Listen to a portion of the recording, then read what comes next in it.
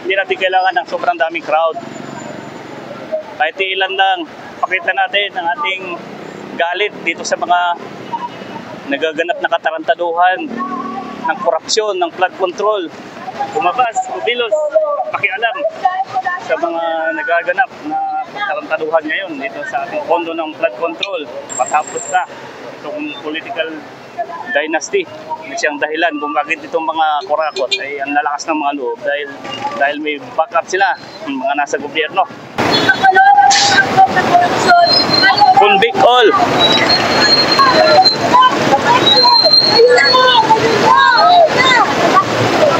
Korupsyon, Castilla, mahirap. Mga ninainis na lagi natin sinasabi lang sa ating katabi, bulong-bulungan sa ating mga bibig, ay gawin natin aksyon, mga kasama.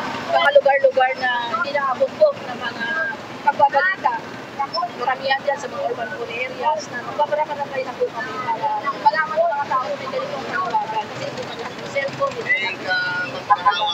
kaya mag-volunteer po kami na itaas ang moral ng mga tao dito na dapat